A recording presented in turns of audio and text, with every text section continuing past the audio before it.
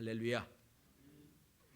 명절인데도 주일 예배 오신 여러분을 주의 이름으로 환영하고 축복합니다. 오늘 말씀의 제목부터 우리가 별로 좋아하지 않는, 흥미가 없는 그런 제목입니다.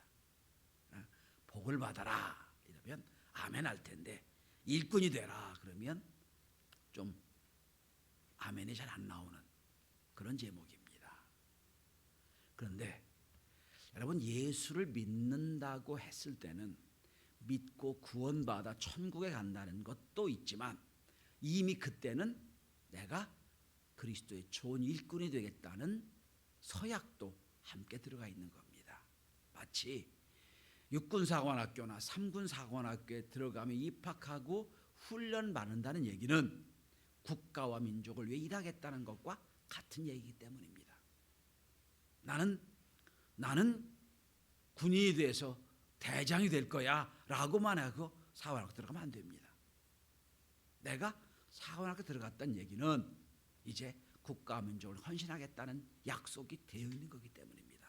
마치 예수 믿어 구원받겠다, 이 말은 이제부터는 구원받을 뿐 아니라 하나님의 일꾼으로 일하겠다는 것이 포함되어 있는 말씀입니다. 그래서 사실은 우리 궁극적인 예수 믿는 목적과 뜻이 있다면 그리스도의 좋은 일꾼이 되는 겁니다. 여러분이 동의하든 하지 않든 우린 이것이 포함되어 있는 주의 일입니다. 이 시대를 쿼터 시대라고들 합니다. 영어로 말하면 쿼러 그렇게 얘기하지요. 이 말은 4분의 1이라는 뜻입니다. 그래서 시간을 15분 시간대라는 거지요. 모든 게 쿼터 시대예요.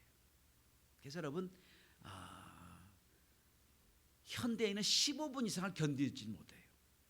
집중력이 짧아졌다는 얘기예요. 15분 안에 끝내라 이런 얘기입니다. 15분 안에.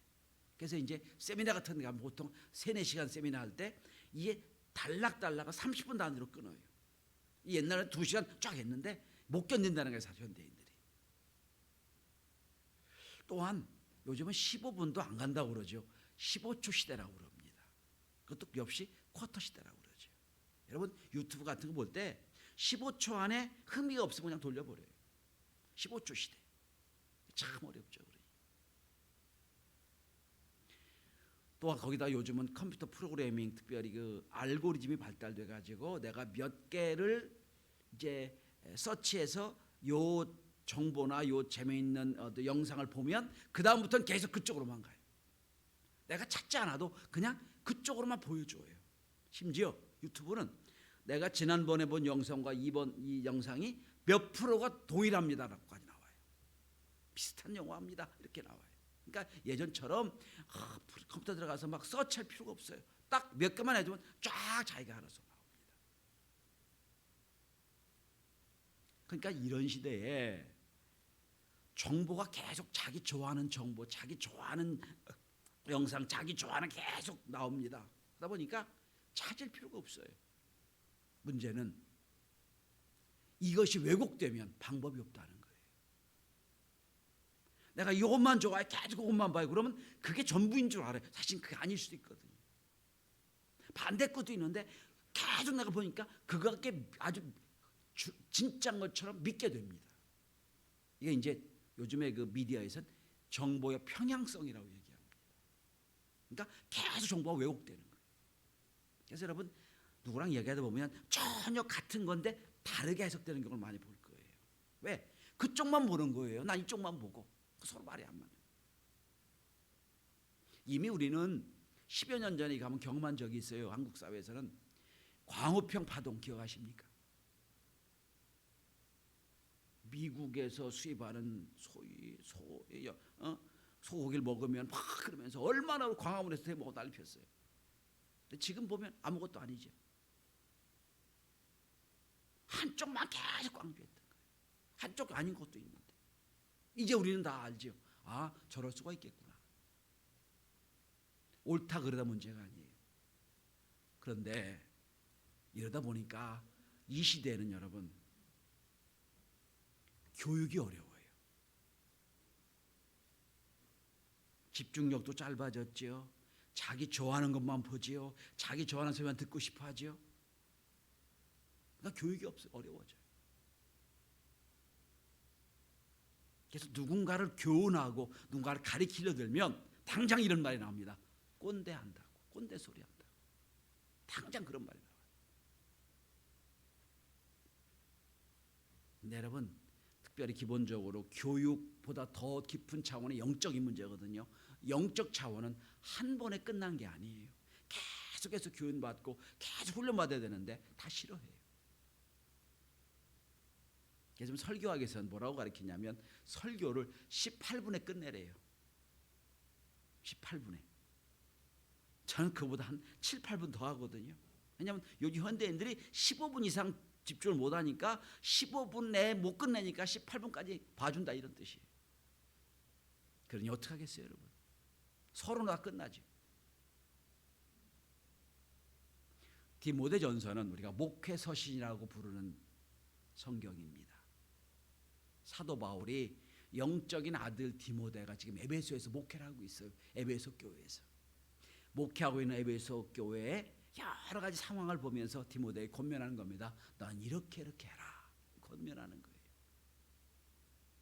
저는 이 본문을 통하여 이제 또한 구정을 맞이해 새롭게 2022년을 시작하는 저와 여러분들이 올 한 해 어떤 믿음의 역사를 이루어야 되겠느냐 말씀을 함께 나누고자 합니다. 여러분이 듣고 싶어 하든 듣고 싶지 않든 특별히 우리 청년 선생님들이 꼰대라고 하든 않지 하든 성경에 나와 있는 말씀이에요. 그리스도의 좋은 일꾼이 되어야 된다는 말씀입니다. 그렇다면 우리가 어떻게 하면 그리스도의 좋은 일꾼이 될 수 있을까요? 어떻게 하면? 점점 세상이 이상해지고 점점 빨라지고 집중력도 없어지고 점점 어떻게 보면 문명의 마지막까지 가고 있는 이 시대에 어떻게 하면 우리가 그리스도의 좋은 일꾼이 될 수 있을까요? 첫째로 오늘 6절에 보면 가장 중요한 건 양육을 받아야 됩니다. 여러분 6절 마지막을 보세요. 이렇게 되어 있습니다. 믿음의 말씀과 좋은 교훈으로 양육을 받으리라. 진짜 양육을 받아야 돼요. 포유류 중에 인간이 최고 오랫동안 양육을 받는 존재입니다. 옛날에 농업사회에서는 그냥 10살만 돼도 그냥 자기가 알아서 먹고 자기가 알아서 살았어요. 제조업 시대는 20세까지만 키워놓으면 20세 몸부터는 다 공장에 가서 살았어요. 이제 우리 시대 보면 여러분 30세가 돼도 독립을 못하잖아요. 30이 돼도 점점 교육이 길어지는 거예요. 점점 교육이 길어져서 옛날에는 그냥 농업사회는 그냥 눈으로 보고 그냥 때 되면 일어나고 밤에 자고 엄마 아빠 일하는 거 보고 살았단 말이에요. 지금 아니에요. 제조업 사회는 그래도 제조업에서 필요한 기술을 배워야 했지요. 20이면 끝났어요. 지금 여러분 30이 돼도 독립을 못 하잖아요. 요즘 결혼 적령기가 30이 넘었지요. 그 독립이 30대가 지금 늦춰지고 있는 거예요. 그러니까 무슨 얘기냐? 사람이 사회에서 재구시를 하는 사람이 되려면 30세까지는 양육받아야 된다는 뜻입니다. 30까지는. 여러분 신앙세계도 마찬가지예요. 여러분 내가 믿는 순간 신앙이 쫙 자랄 수 있다면 얼마나 좋겠어요. 그게 안 되거든요. 끊임없이 양육을 받아야 되는 거예요. 뭐로? 오늘 본문에 나옵니다. 그리스도의 말씀과 믿음의 말씀과 좋은 교훈으로 양육을 받으라. 우리 어릴 때는 어떤 의심도 없이 부모의 양육을 받았어요. 그래서 여기까지 컸어요. 부모가 이거 시키는데 왜 그거 시키냐고 이거 하냐고 따질 수가 없었어요. 그냥 그대로 부모가 시키는 대로 그냥 해왔어요. 근데 요즘 주인공인 MZ 시대, MZ 세대에는 그 특성이 몇 가지가 있는데 생각이 자유롭고 그 다음에 재미를 추구하고 그리고 간섭받는 거 싫어하는 시대가 MZ 세대랍니다. 문제는 그거지요. 내가 지금 제대로 기준이 안 되는다고 간섭이 싫어하는 거예요. 어느 날 저희 어머니가 그러더라고요. 조 목사, 지금은 모르지만 너 어릴 때 참 고집이 셌다고. 속으로 그랬어요. 지금도 고집이 셉니다, 어머니. 어릴 때 어머니 어른들은 왜 옛날은 이게 뒤통수가 이거 똑바로 되잖아요. 그래서 똑바로 뉘어놓으면 그렇게 옆으로 잤대요. 지금도 제 뒤통수가 이렇게 똑바로 못해. 너 참 고집이 세서 그러더라고요. 자, 어느 날 저희 어머님이 우리 사모님이 저한테 이런 고민을 하는 걸 들었습니다. 어린이집에서 엄마 한 분 아이를 데리고 왔는데 엄마가 참 똑똑하고 공부도 많이 한 분인데 그런데 아이가 만 3살이 되도록 용변을 못 가린다는 거예요. 여기 어린이 원장 선생님 몇 분 계세요 지금? 여러분 만 3살이면 5살이에요. 한국 나이로. 용변을 못 가린다는 거예요. 그래서 깜짝 놀라서 이럴 수 있냐 했더니 엄마가 이렇게 말했다는 거예요. 애가 싫어한다고. 가르치는 거 싫어한다고. 교육을 잘못 받은 거죠. 그러니까 자기 반에서는 애가 놀림감이 되는 거예요. 생각해 보세요 여러분. 5살 가까운 애가 기저귀 차고 있으면 그게 정상적이 아니잖아요. 그러면서 안 된다고 빨리 고쳐야 된다고 해도 말을 안 듣는다고. 그런 고민을 그 다음엔 모르겠어요. 어떻게 되는지. 여러분 우리가 어릴 때 용변을 가리는 것 내가 좋아하고 싫어하기 전에 무조건 해야 되는 거죠. 이걸 양육이라고 하는 겁니다. 동일 받아 하는 양육이 아니고 무조건 해야 되는 거예요. 이것마저도 우리 젊은 엄마들이 애가 싫어하니까 애가 좋아하니까 따진다는 거예요. 양육은 여러분 옳고 그름의 판단이 아니에요. 당연히 해야 되는 거예요. 그렇지 않으면 사랑구실 못하는 게 양육이에요. 요즘 보면 음식점 같은 데 보면 아이들이 막 지멋대로 떨고 놀고 오는 걸 보면 이건 아닌데 싶은 생각이 들어요. 기본적으로 뭐죠? 사람이 많은 곳에서는 조용히 해야 돼요. 그죠? 내 자유 이전에 그 분위기를 파악할 수 있어야 돼요. 양육이 안 된 거예요. 신앙도 마찬가지예요. 기본적으로 이건 내가 좋아하고 좋아하지 않고 이전에 양육이 돼야 돼요. 뭐로? 말씀과 교훈으로. 양육이 안 되면 기초가 안 돼 있는 거예요. 어느 날 우리 아들하고 사모님하고 식사하러 갔더니 괜찮은 식당에 식사하러 갔는데 애가 막 뛰어다니는 거예요. 그러니까 아들이 뭐라고 하냐면 네가 우리 엄마를 만나야 됐는데 너 그래 정신 차리는데 그런 얘기 듣더라고요. 네가 우리 엄마를 만나야 되는데 말도 안 되는 거라고. 여러분 혹시 여러분들이 교회에서 이렇게 하십시다 마음이 안 들 수가 있어요. 그죠? 내 생각과 다를 수가 있어요. 그런데 그거는 내가 양육이 잘못됐다는 걸 인정하셔야 돼요. 내가 바로 서야 되겠다. 혹시 여러분 자녀들이 어른들한테 꾸중을 듣거나 뭐 그럴 기회는 하나도 없어요. 우리 성도들은 누군가 교정해 주면 감사하게 생각하셔야 돼요. 내가 잘못 키웠구나. 이거 인정해야 돼요. 그렇지 않으면 그 다음에 위에 올라가는 신앙이 잘못될 수가 있어요. 오늘 성경은 말합니다. 믿음의 말씀과 좋은 교훈으로 양육을 받으라.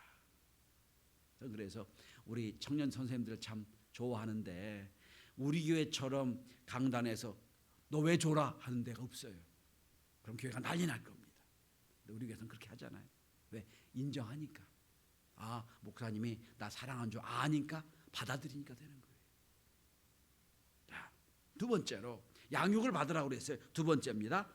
경건을 연습해야 됩니다. 오늘 본문에 보면 7절입니다. 망령되 허탄한 신화를 버리고 경건에 이르도록 내 자신을 연단하라 라고 했습니다. 경건을 연단하라. 연단하는 표현이 좀 어렵죠? 연습하는 겁니다. 경건을 연습해라 하는 거예요. 여러분 기초적 양육이 끝났어요. 그 다음에 우리가 추가해야 될 게 뭡니까? 경건이에요. 경건을 연습해라 하는 거예요. 경건이란 말은 헬라어로 유세보미란 단어인데 이게 두 단어의 합성어입니다. 유, 좋은, 웰, 그 다음에 세비야, 세보마이, 이 단어는 하나님의 존경과 경배란 뜻입니다. 이거 묶어서 이런 뜻입니다. 하나님을 공경하는 행위. 이걸 경건이라고 그럽니다. 신앙의 최고봉이에요. 결국 우리가 신앙생활하는 이 땅의 목적이 경건하게 살려고 하는 거예요. 왜? 이 시대는 경건의 모양은 있지만 능력이 없는 시대거든요. 경건에 어떻게 연습해라. 성도 여러분, 경건과 깨달음은 다릅니다. 깨달음은 순간으로 와요. 아, 이거구나. 경건은 여러분 삶이에요. 아무리 많이 깨달아도 삶은 다를 수가 있어요. 그런데 깨달음이 경건이라고 생각하시면 안 돼요. 깨달았으면 그 다음에 깨달음을 가지고 삶으로 연결하는 걸 우리 경건이라고 그럽니다. 오늘 성경이 이렇게 말합니다. 경건에 이르도록 내 자신을 연단해라. 연단이란 단어가 헬라어로 굼나조란 단어입니다. 여기서 체육이란 단어, 짐나스틱이란 단어가 나옵니다. 짐나종, 연단, 연습해라, 훈련해라 이런 뜻입니다. 마치 경건을 연습하는 건 뭡니까? 운동선수들이, 체육선수들이 끝까지 자기 어떤 패턴을 위해 연습하는 것과 같이 연습해라 그런 뜻입니다. 경건을 연습해라. 자, 그래서 거룩한 신앙생활까지 가라 이런 뜻입니다. 그런데 여러분, 연단하고 경건을 연습하려면 두 가지가 필요합니다. 오늘 본문을 다시 보십시오. 첫째는 7절입니다. 망령되고 허탄한 신화를 버려야 됩니다. 경건을 연습하려면 첫 번째는 버릴 게 있어요. 망령되고 허탄한 신화를 버려야 돼요. 디모데전서 1장 4절에 이렇게 표현합니다. 신하와 끝없는 족보에 몰두하지 말라라고 표현합니다. 디모데에게 1장 4절에 보면 신하와 족보에 몰두하지 말라. 이게 무슨 뜻이냐면 지금 디모데가 에베소에서 목회하고 에베소는 여러분 그 로마 시대에 그 지중해의 큰 로마를 빼고 큰 도시 중에 하나예요. 여기는 그 우상을 섬기는 그 뭐죠? 아유, 이름이 잃었네요. 사랑의 신을 섬기는 큰 신전이 있었어요. 그래서 거기는 에베소 읽어보시면 여러분 거기는 계속 새로운 문화와 새로운 문명과 새로운 종교가 막 오는 곳이 됐어요. 그러니까 사람들이 모이기만 하면 무슨 얘기하는 거예요? 신화 이야기, 종교 이야기하는 곳이. 아주 지역 전체가 다 거기로 물들어 버렸어요. 그러니까 사도 바울은 말합니다. 디모데에게 이렇게 말합니다. 망령되고 허탄한 신화를 버려라. 첫 번째입니다. 더 쉽게 제가 표현합니다. 지난 1월 24일에 우리나라 피겨 스케이트계에 반갑고 기쁜 소식이 전달됐습니다. 그거는 국가대표 피겨 선수인 차준환 선수가 한국 사람으로는 최초로 국제빙상경기연맹 4대륙 선수권 대회에서 금메달을 차지했다는 겁니다. 세계 최초입니다. 한국 최초입니다. 1월 20 그 전날 에스토니아 탈린에서 열린 대회에서 총점 273.22점으로 금메달을 차지한 겁니다. 그래서 이제 우리가 이제 동계 올림픽, 베이징 올림픽에 이제 메달권이다 뭐 이렇게 분석하는 걸 봤습니다. 그런데 만약에 차준환 선수에게 가서 여러분 그 피겨 선수 피겨 보셨죠? 3번 돌고 4번 도는 거. 근데 가서 차준환 선수에게 야 15분만 나 따라하면 너 사회전 점프 금방 할 수 있어 라고 얘기했다면 웃을 거예요. 이게 허탄한 신화예요. 요것만 하면 돼. 안 돼요. 여러분 3회전 점프 4회전 점프 하려고 얼마나 피눈물만 노력을 했을 거예요. 이걸 연단이라고 표현하는 거예요. 이걸 연단받는다. 그런데 우리 시대를 가만히 보세요, 여러분. 혹시 가만히 보시면 망령된 신학 얼마나 많은지 몰라요. TV를 한번 키고 인터넷 한번 들어가 보세요. 유튜브 보면 요것만 하면 날씬해질 수 있다는 거예요. 15분만 하면 날씬해질 수 있다. 요 약만 먹으면 날씬해질 수 있다. 이게 다 허탄한 신화예요. 요 약 하나 먹으면 날씬해질 수 있으면 뚱뚱한 사람 하나도 없을 거예요. 이게 허탄한 신화예요. 또 요 학원만 다니면 다 1등급 맞습니다. 다 허탄한 신화예요. 그러면 다 1등급 잘하겠지요. 근데 우리는 나도 모르게 끌려간다는 거예요. 그쪽으로. 그냥 버려라. 여러분, 경건한 신앙은 하루아침에 안 됩니다. 만약에 여러분 가장 좋은 것, 가장 귀한 것이 빨아들일 수 있다면 그건 가짜입니다. 있을 수가 없는 거예요.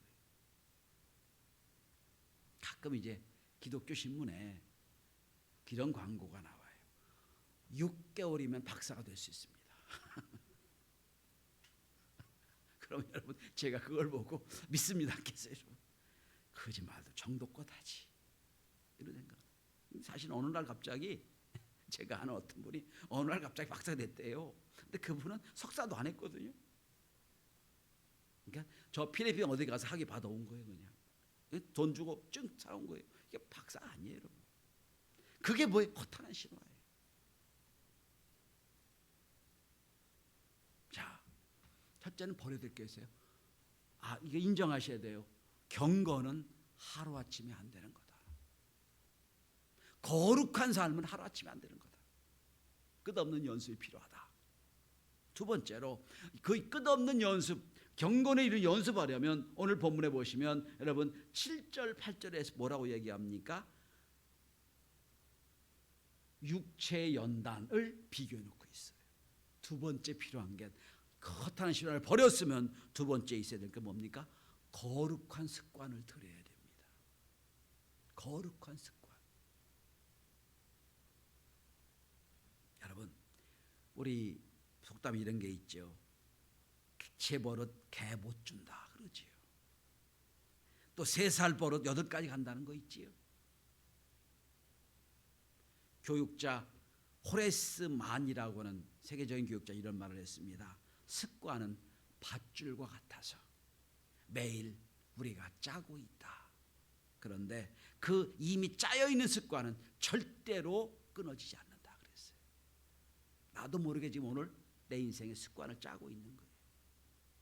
그런데 이게 한 번 짜지면 절대로 안 끊어지는 거예요.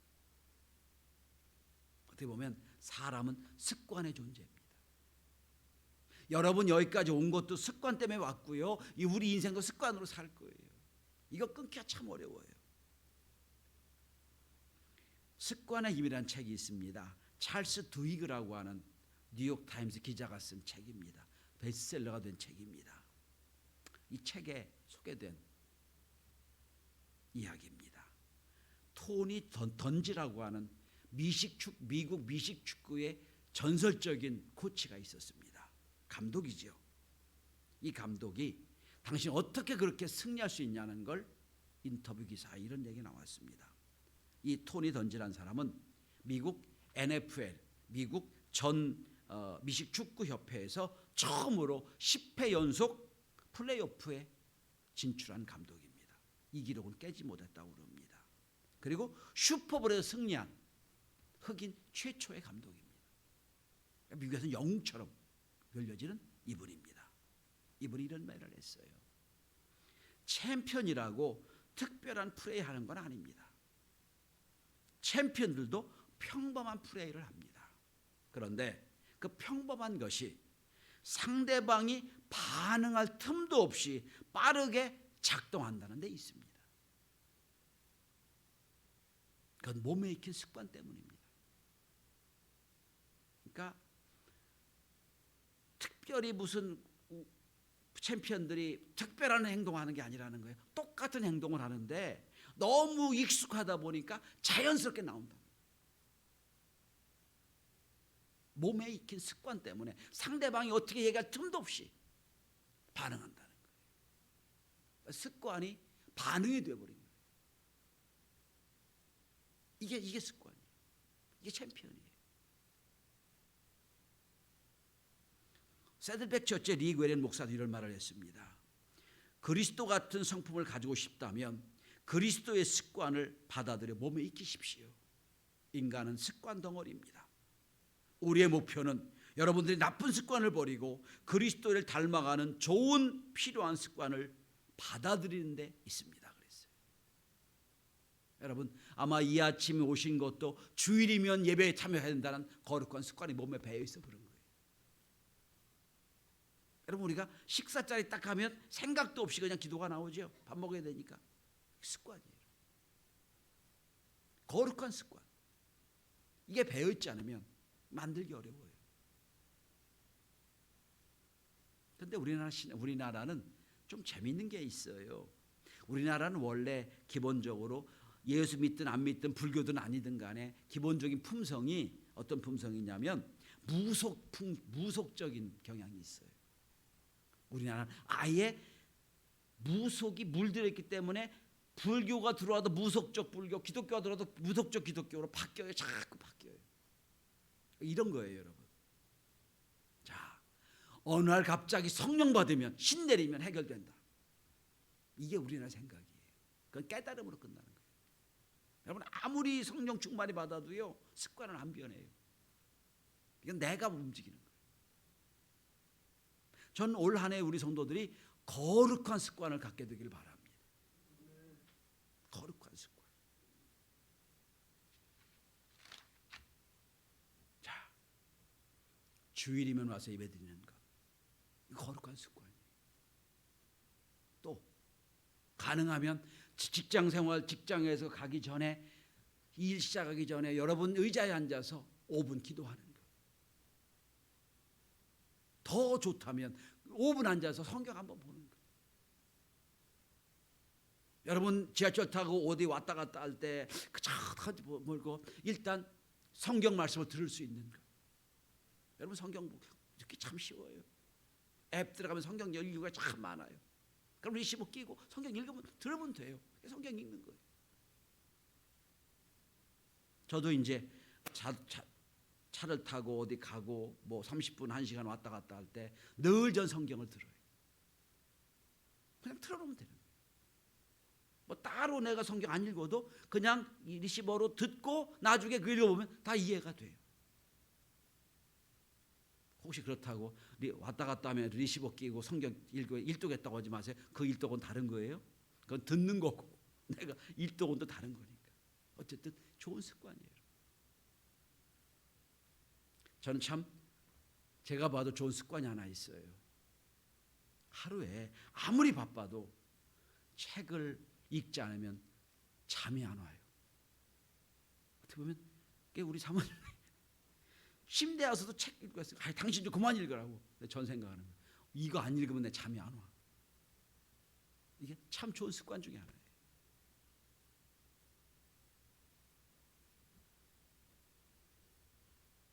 우리 성도들이 어떻게 좋은 습관을 들일 건가? 할 수 있으면 교회 와서 맨 앞에 앉은 습관도 괜찮은 것 같아요.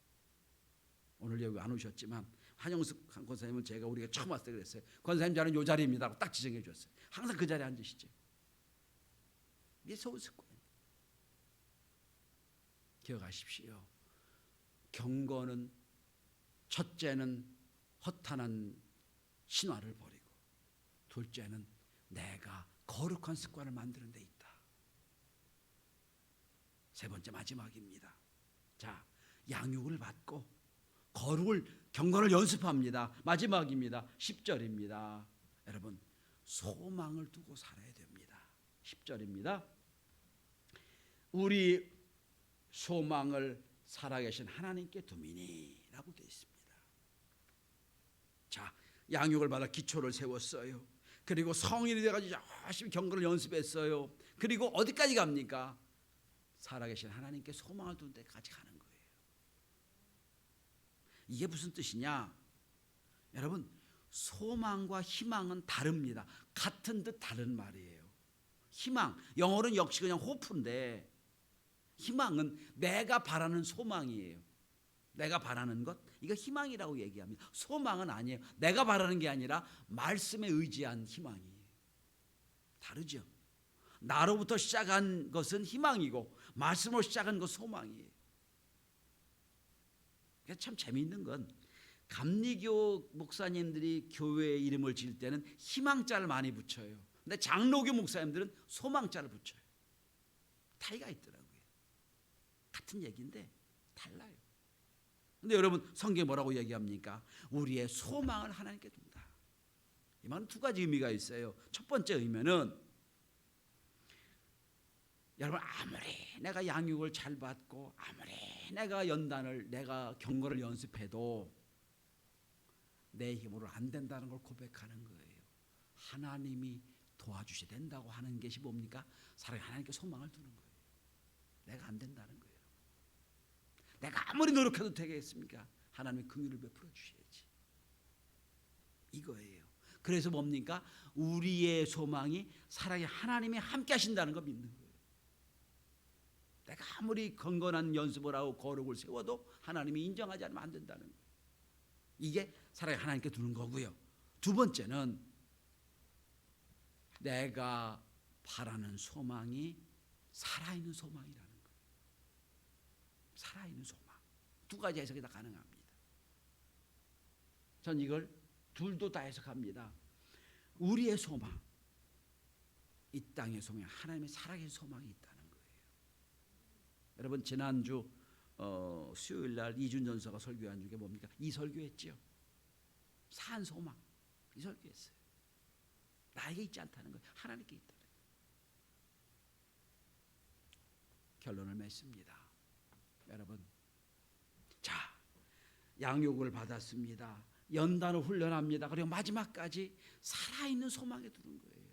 베드로 한번 보세요. 그는 실패자였어요. 예수 3번이나 부인했지요. 그런데 그는 부인하는데 불구하고 하나님의 살아계신 소망에 두니까 어떡합니까? 나중에는 여러분 부활을 받아들이고 은혜를 받고 십자가에 거꾸로 죽는 것도 마다하지 않는 소망을 가진 자가 됩니다. 이 땅의 소망이 아니에요. 하나님의 소망을 가진 사람이 되는 거예요. 우리 시대에 가만히 보세요. 모든 게 다 이 땅에 만족하라는 거예요. 이 땅으로 전부로 끝나요. 우리는 아니에요. 하나님께 소망을 두는 거예요. 그럼 여러분 경영학에서 계획을 세웁니다.